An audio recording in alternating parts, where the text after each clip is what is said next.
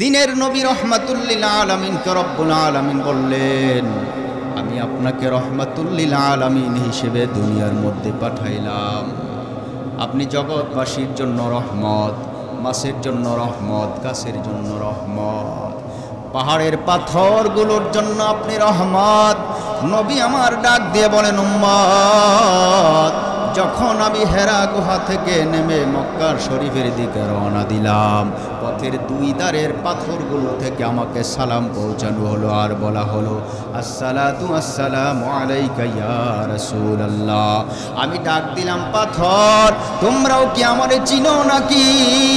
পাথররা ডাক দিয়ে বলে, ইয়া রাসূলুল্লাহ, আপনি শুধু মানুষের নবী নন, আপনি আমাদের পাথরেরও নবী। জোরে কোন সুবহানাল্লাহ।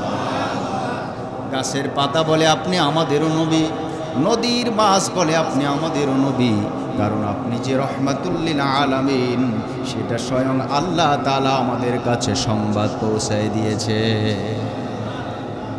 এত উন্নত, উৎকৃষ্ট, উঁচু পায়ার সেই নবীর উম্মত আমরা হয়েছি। ভাইরা আমার, বন্ধুরা আমার, রহমাতুল লিল আলামিনের স্ত্রী আমাদের আম্মা জান হযরত আয়েশা সিদ্দিকা রাদিয়াল্লাহু তাআলা আনহা, নবীজির যারা স্ত্রী হয় ওরা সবাই আমাদের মা হয়। আমাদের কি হয়? নবীদের স্ত্রীরা আমাদের মা। এজন্য উম্মাহাতুল মুমিনিন, মুমিনদের মা হযরত আয়েশা সিদ্দিকা রাদিয়াল্লাহু তাআলা আনহা ফরমান, রহমাতুল লিল আলামিনকে একদিন গোসল করিয়ে যখন তেল মালিশ করে দিলাম, গায়ের মধ্যে তেল দিয়ে দিলাম, আমি লক্ষ্য করে দেখতে পাইলাম রহমাতুল লিল আলামিনের গায়ের মধ্যে কালো কালো দাগ দেখা যায়, কালো কালো দাগ। আমি জিজ্ঞেস করলাম, ইয়া রাসূলুল্লাহ, ইয়া হাবিবাল্লাহ, আপনার গায়ে ছোট কালে কোনো বসন্ত হয়েছিল নাকি? বসন্তের দাগের মতো দাগ দেখা যায়, এই দাগগুলো কিসের দাগ? নবী আমার ডাক দিয়ে বলেন, আয়েশা, আল্লাহ রাব্বুল আলামিন দুনিয়ার এই সমস্ত গোটাগাটি থেকে আল্লাহ তাআলা আমাকে হেফাজত করছেন। আল্লাহু আকবার। তাহলে এই দাগগুলো কিসের দাগ? রহমাতুল লিল আলামিনের চোখ দিয়ে অজুর দ্বারায় পানিগুলো টপ টপ করে ঝরে আর বলে, আয়েশা জানো না, যেদিন আমি তায়েফে গিয়েছিলাম ধর্মের দাওয়াত দেওয়ার জন্য, আমি বলেছিলাম, ইয়া আইয়ুহান নাসু কুলু লা ইলাহা ইল্লাল্লাহ, লোক সকল সবাই কালেমা পড়ে নাও, মুসলমান হয়ে যাও আর বলো লা ইলাহা ইল্লাল্লাহ। তায়েফের জমিনের লোকেরা কালেমা গ্রহণ করলো না, শুধু গ্রহণ করলো না তা নয়, গোলামগুলোকে আমার প্রতি লেলিয়ে দিল আয়েশা। অধীনস্থ লোক, ছোট ছোট বাচ্চাগুলো আমার প্রতি লেলিয়ে দিল, পাথর হাতের মধ্যে দিয়া দিল। পাথর চতুর্দিক থেকে আমার গায়ে আমাকে পাগল পাগল বলে পাথরের পরে পাথর মারল। এত পাথর মেরেছে, আমার গায়ে কোনো জায়গা ছিল না যেখানে কোনো পাথরের চিহ্ন নাই, পাথরের আঘাত নাই।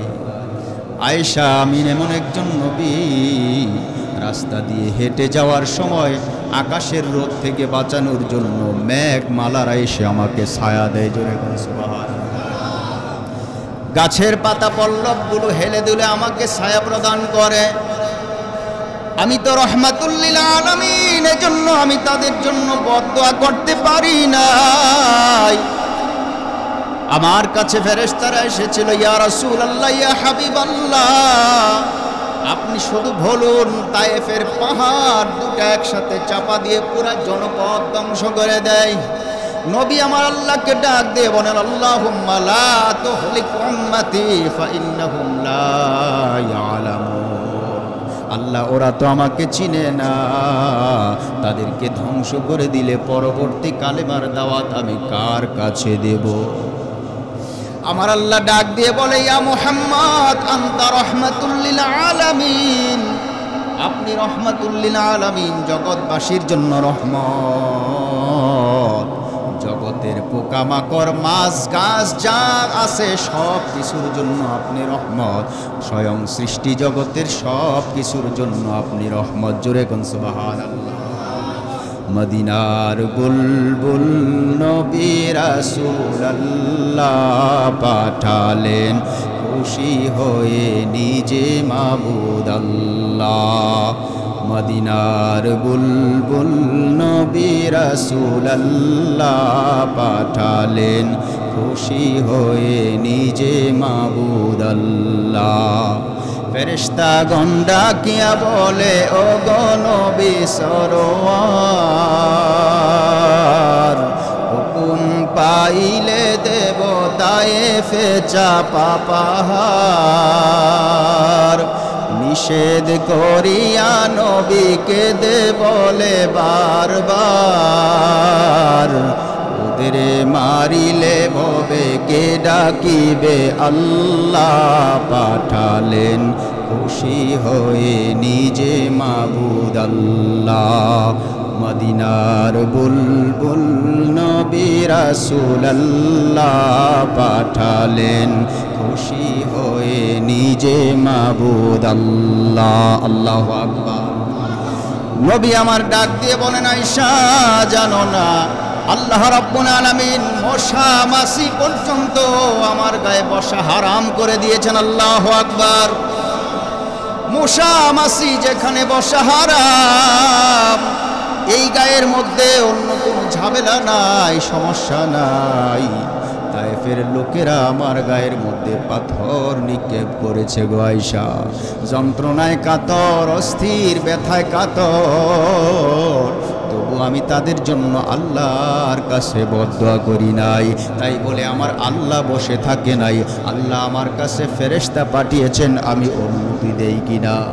আমি তো রাহমাতুল লিল আলামিন, আমি তাদেরকে মাফ করে দিয়েছি। বলেন আল্লাহু আকবার। মুসলমান ভাইরা আমার, নবীর জন্য আমরা যদি কাঁদি আমাদের দাম বেড়ে যায়, নবীর দুশমনি করলে আমাদের দাম নিজে নিজেই কমে যায়। জোরে কোন ঠিক কিনা? নবী দুনিয়াতে আসার পর ওই দিন থেকে নবীর বিরুদ্ধে নবীর দুশমনেরা কাজ করেছে, আজও আছে, কিয়ামত পর্যন্ত বিরুদ্ধে কাজ করবে। জোরে কোন ঠিক কিনা? কিন্তু ইসলামের পশমটাও কেউ ঘামাইতে পারে নাই, নবীর বিধানের পশমটাও কেউ ঘামাইতে পারে নাই। যতবার নবীকে নিয়ে ব্যঙ্গচিত্র করবে, আঘাত করবে, আমার আল্লাহ তাআলা ইসলামকে ততই সামনে বাড়াই দিবেন, ততই আগায় দিবেন। জোরে কোন ঠিক কিনা? মুসলমান ভাই, নবীর ইশকে যার দিল ভাই কান্দে না, নবী বলছেন ওই উম্মত আমার না। নবীর ইশকে যার দিল ভাই কান্দে না, নবী বলছেন ওই উম্মত আমার না। নবীর মুহাব্বত অন্তরে নিয়ে বাঁচতে পারলে জীবনটা বড় সফল। নবীর দুশমনি যদি অন্তরে জায়গা পেয়ে যায়, দুনিয়াও বাদ, তার আখিরাতও বাদ। জোরে কোন ঠিক কিনা?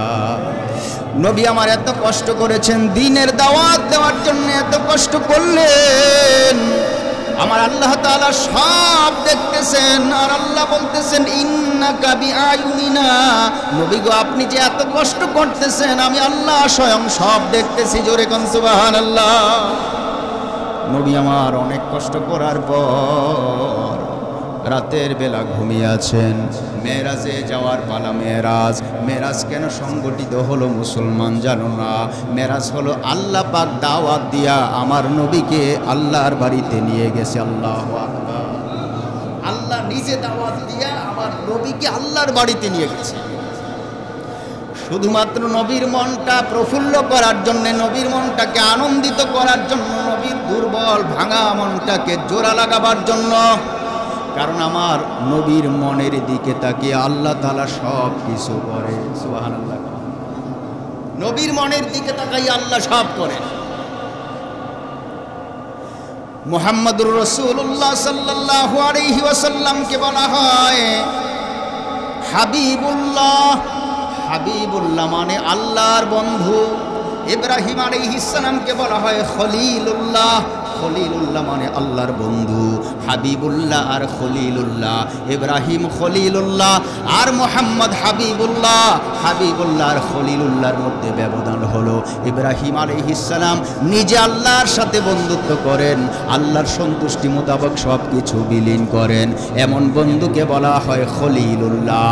আর স্বয়ং আল্লাহ তার বন্ধুর খাতিরে সব কিছু করেন, তার নাম হলো হাবিবুল্লাহ। জোরে কোন সুবহানাল্লাহ। আমার নবী খলিলুল্লাহ না, আমার নবী হাবিবুল্লাহ। হাবিবের সন্তুষ্টির জন্য, হাবিবের মনটাকে সান্ত্বনা দেওয়ার জন্য আল্লাহ রাব্বুল আলামিন মেরাজ সংগঠিত করেছেন। সুবহানাল্লাহ। কারণ আমার নবী বড় মন মরা করলেন। আরেকদিকে প্রাণ প্রিয়তমা স্ত্রী, আমাদের সকলের মা, উম্মাতুল মুমিনিন খাদিজাতুল কুবরা রাদিয়াল্লাহু আনহা ইন্তেকাল করলেন। খাদিজা রসুলের প্রথম স্ত্রীর নাম হলো খাদিজা। খাদিজার কথা মনে হলে রহমাতুল লিল আলামিন চোখের পানি ছেড়ে ছেড়ে সারা জীবন কেঁদেছে। কোন আল্লাহু আকবার। সারাটা জীবন প্রথম স্ত্রী খাদিজার জন্য কেঁদেছেন। জান্নাতুল মুআল্লা, যিনি আজও জান্নাতি পরিবেশে ঘুমিয়ে আছেন, মক্কা নগরীর গুরুস্থানের নাম হলো জান্নাতুল মুআল্লা। মাকবারাতুল মুআল্লা বাংলাদেশের হাজিরা কয় জান্নাতুল মুআল্লা। জান্নাতুল মুআল্লার মধ্যে খাদিজাতুল কুবরা তার সন্তান ইব্রাহিমকে পাশে নিয়ে তিনি আজও কবরস্থানের মধ্যে ঘুমিয়ে আছেন। আম্মা জান খাদিজাতুল কুবরা ইন্তেকালের আগে রহমাতুল লিল আলামিনকে ডাক দিয়ে বলেন, নবী আমার অন্তিম শয্যায় আপনি আমাকে 3টা ওয়াদা করতে হবে। যদি 3টা ওয়াদা করেন তাহলে মরার পরেও আমি এক রকমের শান্তি পাবো গো নবী। রহমাতুল লিল আলামিন বলেন, খাদিজা তুমি কি বলো? তোমার জন্য কলিজাটা ছেড়ে দিতে পারি।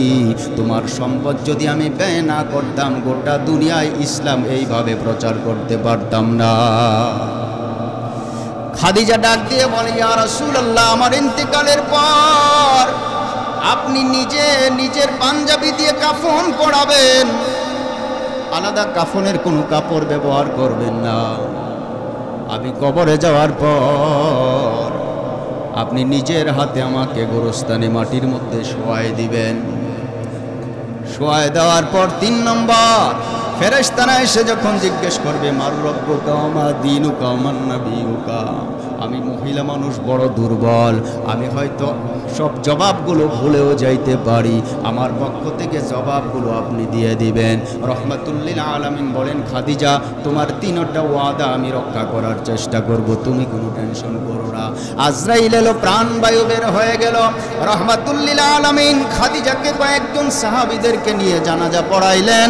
জানাজা পড়াবার পর ইতিমধ্যে নিজের হাতে নিজের পাঞ্জাবি নিজের জামা দিয়ে তার কাফন পরাইলেন। কাফন পরানোর পরে জান্নাতুল মুআল্লার মধ্যে নিজের হাতে গোরস্থানের মধ্যে শোয়াই দিলেন। শোয়ানোর পর সাহাবীদেরকে বললেন, ও আমার সাহাবীরা, তোমরা যার যার বাড়ি ঘরে যাও, আমার এখানে আরো কিছু কাজ বাকি আছে, আমি কিছুক্ষণ পরে আসবো, তোমরা সবাই চলে যাও। সাহাবীরা চলে গেল যার যার মতো বাড়ি ঘরে। রহমাতুল লিল আলামিন কবরের পাড়ে দাঁড়িয়ে আছেন। দীর্ঘক্ষণ, অনেকক্ষণ দাঁড়িয়ে থাকার পর আল্লাহ রাব্বুল আলামিন ফেরেশতা জিবরাইলকে পাঠাইলেন, যাও মেসেঞ্জার জিবরাইল যাও, আমার নবী, আমার মুহাম্মদ, আমার হাবিব, তার স্ত্রীর শোকে তার কবরের পাশে দাঁড়িয়ে আছে, যাও তাড়াতাড়ি সেখানে যাও। জিবরাইল চলে আসছে আর সালাম দিয়েছে, আসসালামু আলাইকা ইয়া রাসূলুল্লাহ, নবী আমার আপনি এখানে কেন দাঁড়িয়ে আছেন? নবী ডাক দিয়ে বলেন, জিবরাইল জানো না, আমার খাদিজা ইন্তেকাল করার আগে 3টা ওয়াদা আমাকে করিয়েছিলেন, সেই 3টা ওয়াদা এখনো পালন করতে পারি নাই, 2টা হয়েছে, একটা এখনো হয় নাই। জিবরাইল ডাক দিয়ে বলেন, নবীজি আপনি যে জন্য দাঁড়ায় আছেন সেটা স্বয়ং আল্লাহও জানেন আর আমিও জানি। জোরে কোন সুবহানাল্লাহ। এ নবী, আপনার মন সন্তুষ্ট করার জন্য আল্লাহ আমাকে পাঠিয়েছেন আর বলেছেন আপনি এখান থেকে চলে যান। আপনি এখানে থাকলে বেয়াদবি মনে হয়, বেয়াদবি হয়ে যায় মনে করে সওয়াল জবাব যারা করবে ওই ফেরেশতারা আসে না। নবী গো, আপনি এখান থেকে চলে যান। আল্লাহ তাআলা রব্বুল আলামিন বলেছেন আমার মুহাম্মদকে বলো সে যেন চিন্তা না করে। খাদিজা তো এমন কেউ না যে কবরের প্রশ্নগুলির জবাব দিতে পারবে না। খাদিজা তো এমন কেউ না, আর যদি কোনো কারণে জবাবগুলো ভুলে যায়, মার রব্বুকা মা দীনুকা মান নাবিয়ুকা যদি ভুলে যায়, স্বয়ং আমি আল্লাহ ফেরেশতাদের প্রশ্নের জবাবগুলো খাদিজার পক্ষ থেকে দিয়া দিব। জোরে বলুন সুবহানাল্লাহ। এত মোহাব্বত করতেন খাদিজাকে, আর খাদিজাও তাকে এত মোহাব্বত করতেন। ভাইরা আমার, বন্ধুরা আমার, এই খাদিজা ইন্তেকাল করলেন, অপরদিকে তার চাচা ইন্তেকাল করলেন, আবু তালেব চাচা ইন্তেকাল করলেন। মন মরা, মন ভাঙা, অপরদিকে তায়েফের লোকেরা তার গা থেকে রক্ত ঝরাইল। নবী আমার বড় মন মরা অবস্থায় পড়ে আছেন। উম্মে হানির ঘরের মধ্যে ঘুমিয়ে আছেন। উম্মে হানির ঘরটা হলো বর্তমান কাবা ঘর থেকে, কালো ঘর থেকে সামান্য দক্ষিণ দিকে মাতাফের বাইরে একটা জায়গা, ছোট্ট ঘর ছিল। ওই ঘর ছিল উম্মে হানির ঘর। আজ থেকে 50 বছর অথবা 20 বছর আগেও যারা হজে গেছে ওরা উম্মে হানির ঘর দেখতে পাইছে। জোরে কোন সুবহানাল্লাহ। এখন ঘর নাই, ঘরের জায়গায় একটা চিহ্ন আছে, একটা খুঁটি দেওয়া আছে, উম্মে হানির ঘর। এই ঘরের মধ্যে রহমাতুল লিল আলামিন বলেন আমি আধা ঘুম আধা জাগ্রত, ঘুমন্তও না জাগ্রতও না, আধা ঘুম আধা জাগ্রত এই অবস্থায় শুয়ে আছি। এমন সময় জিবরাইল ঘরের ছাদ বিদীর্ণ করে, ঘরের চাল বাঁশকান্দা টুকরা করে ফেরে ঘরের ভিতরে প্রবেশ করলো। লক্ষ্য করে দেখলাম চালটা একটু ফাঁকা হয়ে গেল। চোখটা আমার লাগে, আবার বন্ধ করি, আবার খুলি। কিছু ঘুমন্ত, কিছু জাগ্রত, মানে তন্দ্রাচ্ছন্ন অবস্থায় আমি শুয়েছিলাম। নবী আমার ডাক দিয়ে বলেন আমি লক্ষ্য করে দেখলাম আমার পায়ের মধ্যে নরম জিব্বা লাগায়া শীতল শীতল ভাবে কে যেন আমার পা মোবারক চাটতাছে। জোরে সুবহানাল্লাহ। পায়ের দিকে আমি তাকাইলাম, জিবরাইল ফেরেশতা বুঝতে পারলো আমি ঘুম থেকে জাগ্রত হইলাম। চাটানি বন্ধ করে আমাকে সালাম দিয়েছে আর বলেছে আসসালামু আলাইকা ইয়া রাসূলুল্লাহ। আমি ফেরেশতা জিবরাইল। জোরে সুবহানাল্লাহ। জিবরাইল, তুমি আমার পায়ের মধ্যে জিব্বা লাগায় চাটতেছো কেন? জিবরাইল ডাক দিয়ে বলে ইয়া রাসূলুল্লাহ, গোটা সৃষ্টি জগতের মধ্যে আপনার মতো কেউ নাই। আপনার পা মোবারকে যে জিব্বা লাগায় চাটতে পারে তার জীবন ধন্য হয়ে যায়। আমি ধন্য, আমি সাকসেস। ইয়া রাসূলুল্লাহ, আপনার মন মরা অবস্থাটা আমার স্বয়ং আল্লাহ সব দেখে। নবী গো, আমার আল্লাহ আমাকে পাঠাইছে আজকে বিশেষ একটা সফরে আপনাকে নিয়ে যাব আমি এক জায়গায়। জিবরাইল কোথায় নিয়ে যাবে? কার বাড়িতে নিয়ে যাবে? জিবরাইল ফেরেশতা ডাক দিয়ে বলেন ইয়া রাসূলুল্লাহ, দুনিয়ার কোনো মানুষের বাড়িতে দাওয়াতের জন্য যাব না। যাকে সৃষ্টি না করলে দুনিয়া সৃষ্টি হতো না, সে হলো শ্রেষ্ঠ বড় মেহমান। আপনি হলেন শ্রেষ্ঠ মেহমান। আপনাকে দাওয়াত দিয়ে আপনার মনটা সন্তুষ্ট করতে পারে এমন দুনিয়ার মধ্যে কেউ নাই। শুধুমাত্র আল্লাহ রাব্বুল আলামিন আপনার মনটা সন্তুষ্ট করতে পারেন। দুনিয়ার কোথাও যাব না, আজকে আপনাকে নিয়ে স্বয়ং আল্লাহর বাড়িতে দাওয়াতের জন্য যাব। বলেন আল্লাহু আকবার। নবী আমার ডাক দিয়ে বলেন জিবরাইল, কিভাবে যাব? কিভাবে আমি আমার আল্লাহর সাথে সাক্ষাৎ করব?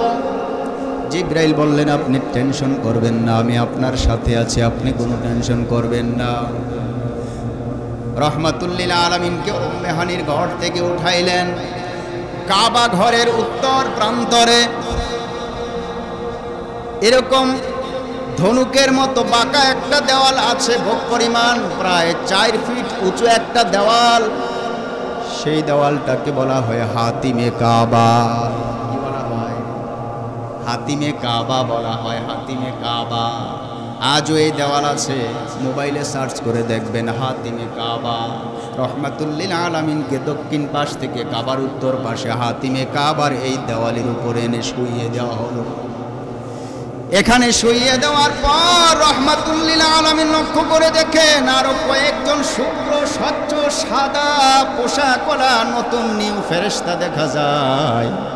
যাদের হাতের মধ্যে মানুষ শরীর কাটতে পারে এরকম কিছু কাচিও দেখা যায়। রহমাতুল লিল আলামিন বলেন, চোখের পলকের মধ্যে আমি চেয়ে রইলাম। জিবরাইল আমাকে শোয়াইলেন। আমাকে শোয়ানোর পর গলা থেকে নাভি পর্যন্ত পুরা বুকটা দ্বিখণ্ডিত করে ফেলা হলো, বুক চিরে ফেলা হলো। আরবিতে সিনা চাক বলা হয়। Open heart surgery, open heart surgery, open heart surgery করে আমাকে এখানে রাখা হলো। নবী আমার ডাক দিয়ে বলেন, লক্ষ্য করে দেখলাম কয়েকজন ফেরেশতা মিলে কাবা ঘরের পূর্ব প্রান্তরে 56 হাত দূরে একটা জমজম কূপ আছে, সেই কুয়ার পানি নিয়ে আসলো, কূপের পানি নিয়ে আসলো, হাউজে কাউসারের পানি নিয়ে আসলো, আল্লাহ প্রদত্ত বিভিন্ন মেশকাম্বর আর সুগ্রাণযুক্ত অনেক কিছু নিয়ে আসলো। আমার বুকটা চিরে আমার বুকটার যা কিছু আসে সব কিছু দৌত করলো। সব কিছু দৌত করার পর আবার আমার বুকের যন্ত্রপাতি বুকের ভিতরে ভরে দিল, ইমান দিয়া নূর দিয়া ভরে দিল। মুসলমান ভাই, এটাকে ওপেন হার্ট সার্জারি বলা হয়। আজকের আধুনিক বিজ্ঞান ওপেন হার্ট সার্জারি রাসূলে পাকের মেরাজের ঘটনা থেকে শিখেছে। জোরে কোন সুবহানাল্লাহ। Open heart surgery. রহমাতুল লিল আলামিন বলেন, ওপেন হার্ট সার্জারি করে আমার ভিতরে সব কিছু ভরে দেওয়া হলো। নবী পাককে 4 বার সিনা চাক করা হয়েছে, ওপেন হার্ট সার্জারি করা হয়েছে 4 বার।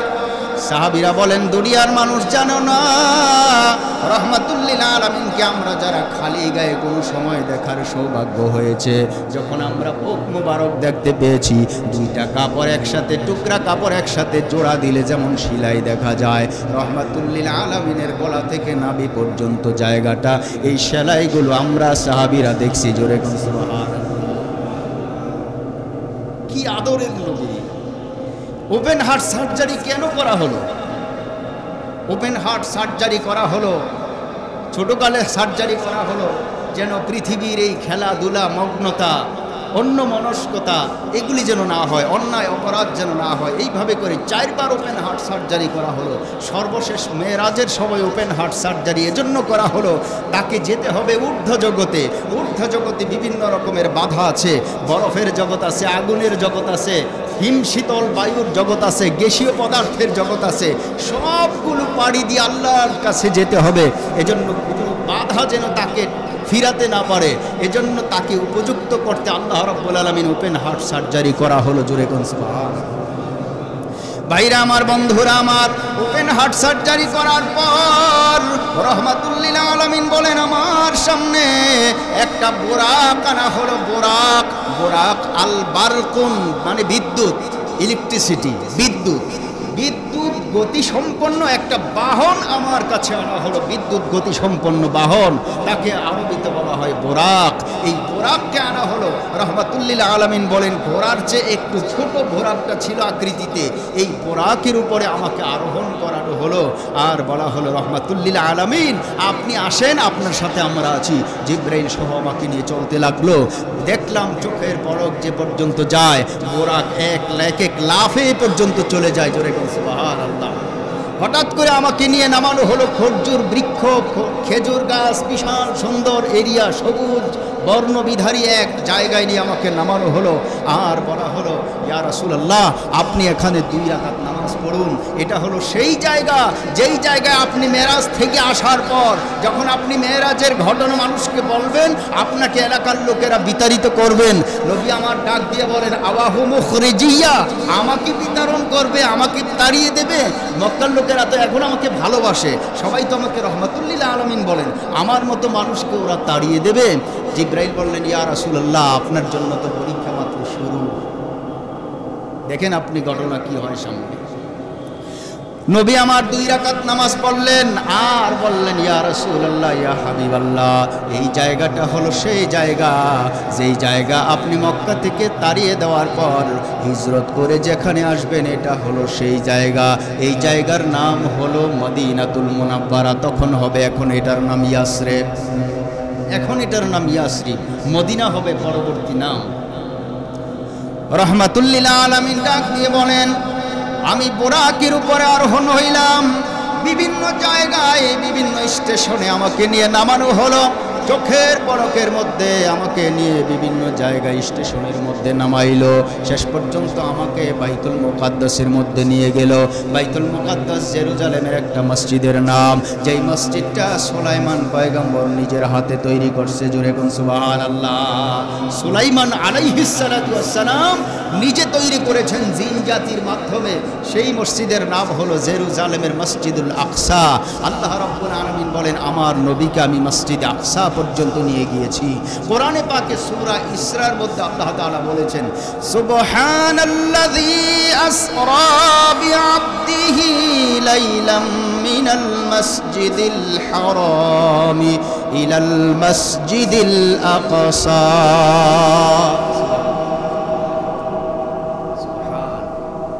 মহাপবিত্র, আশ্চর্যজনক পবিত্র সেই সত্তা আল্লাযী আসরা, যিনি রাতের বেলায় ভ্রমণ করিয়েছেন, মানে নাইট করছে, দিনের গাড়িতে না, আর নাইট করছে ভ্রমণ। আসলেই মজা।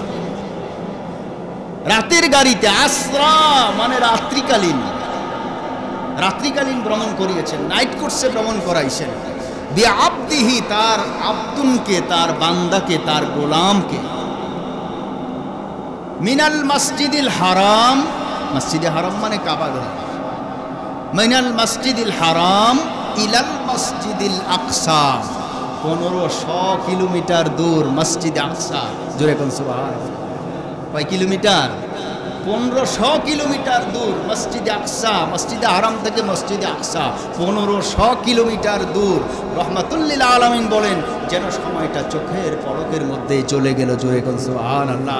ওখানে যাওয়ার পর জিবরাইল বলছেন, ইয়া রাসূলুল্লাহ, আপনার বোরাকটা আপনি এই খুঁটিটার সাথে বেঁধে ফেলুন। একটা গাছ ছিল, গাছের মধ্যে বাঁধা হলো বোরাকটা। বোরাকটা বাঁধার পর মসজিদের মধ্যে, মসজিদে আকসার মধ্যে ঢুকলেন। তিনি সেখানে ঢুকার পর দেখতেছেন লক্ষ লক্ষ কোটি কোটি নবীদের রুহানি জগৎ থেকে নবীদেরকে প্রকৃত রূপ দিয়া এই মসজিদের মধ্যে আল্লাহ তাআলা নবীজিকে ইস্তেকবাল করার জন্য, গ্রহণ করার জন্য, সাদর সম্বোধন জানানোর জন্য, স্বাগতম বলার জন্য, মারহাবা বলার জন্য তাদেরকে এনে উপস্থিত রাখছে। জোরে কোন সুবহানাল্লাহ। ভাইরা আমার, বন্ধুরা আমার, লম্বা ইতিহাস, অনেক বড় ইতিহাস। এইভাবে আমি ইতিহাস বলার উদ্দেশ্য না, রহমাতুল লিল আলামিনের মহত্ব, গুরুত্ব কতটুকু তা বলাই আমার উদ্দেশ্য। ইনশাআল্লাহ মেরাজের ঘটনা আলাদা আলোচিত হবে, কিন্তু রাসূল পাক সাল্লাল্লাহু আলাইহি সাল্লামের জীবনী থেকে আমরা কিছু কিছু আলোচনা শুরু করেছিলাম বেশ কয়েক জুমা আগে থেকেই। এখন এজন্য করতেছি যেন আমরা নবীজির জীবন থেকে কিছু আইডিয়া করতে পারি, কিছু আহরণ করতে পারি, কিছু জমাইতে পারি, সঞ্চয় নিতে পারি। কারণ আমার নবী রহমাতুল লিল আলামিন, আর আল্লাহ রাব্বুল আলামিন বলেছেন যে এই নবীর জীবনের মধ্যে ফি রাসূলিল্লাহি উসওয়াতুন হাসানা, তোমাদের জন্য রয়েছে কল্যাণকর আদর্শ, উত্তম আদর্শ। উত্তম আদর্শ নবী আমার, এজন্য নবী পাকের মহত্ব তুলে ধরার চেষ্টা করছি। আল্লাহ রাব্বুল আলামিন নবীর সন্তুষ্টির জন্য তাকে মেরাজ ভ্রমণ করাইলেন।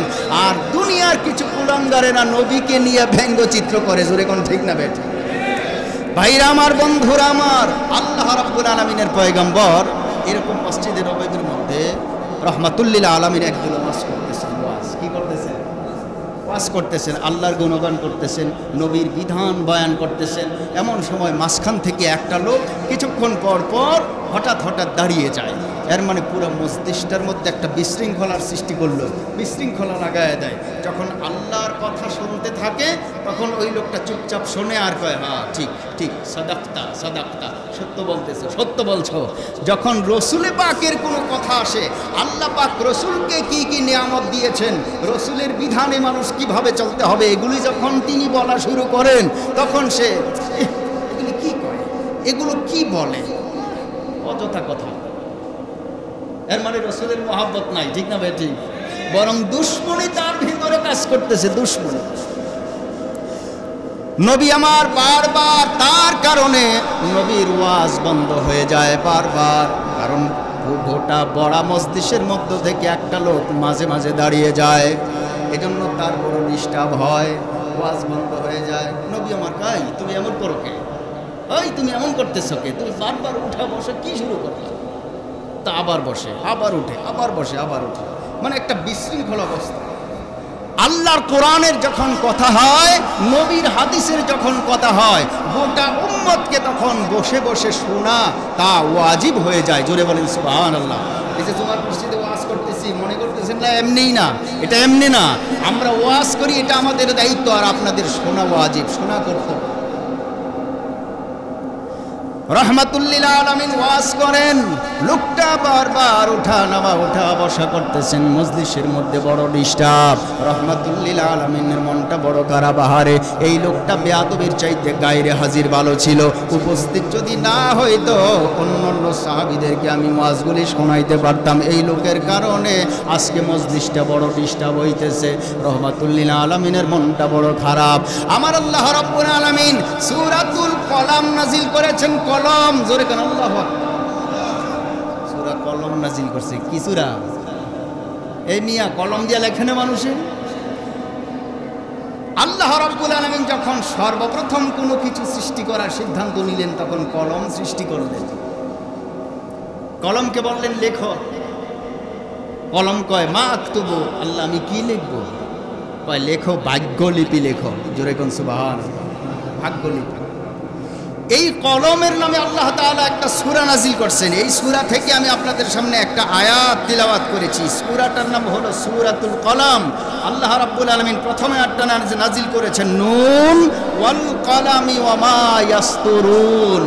নুন ওয়াল কলাম, কলমের কসম খেয়েছেন আল্লাহ রাব্বুল আলামিন।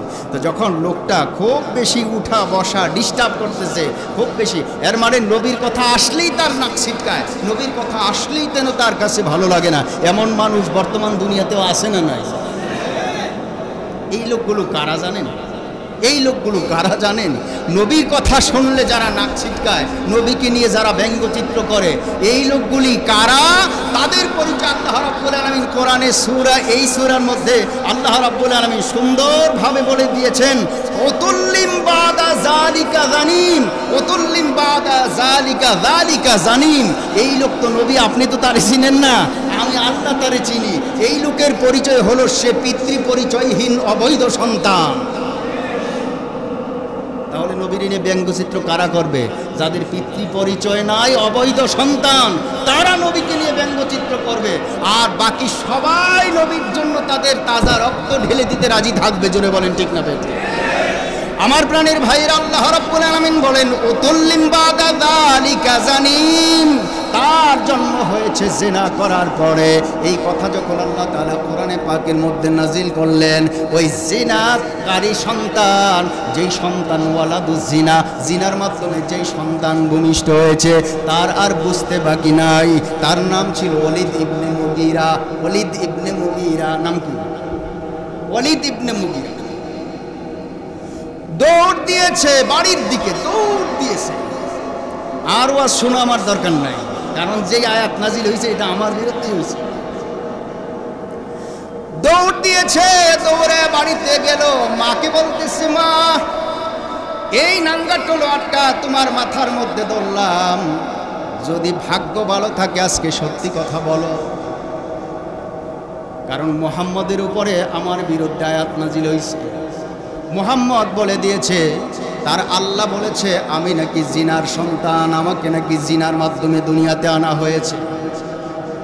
যদি মিথ্যা কথা বলো তাহলে দ্বিতীয়ত পরবর্তীতে আবার প্রমাণ হয়ে যাবে, হতে পারে এই আয়াতের এগেনিস্টে আল্লাহ তাআলা সাপোর্ট হিসেবে আরেকটা আয়াত নাজিল করবে। মিথ্যা বলো না মা, সত্যি করে বলো আসলে কি আমি ওয়ালাদুজ জিনা, জিনার সন্তান কিনা বলো।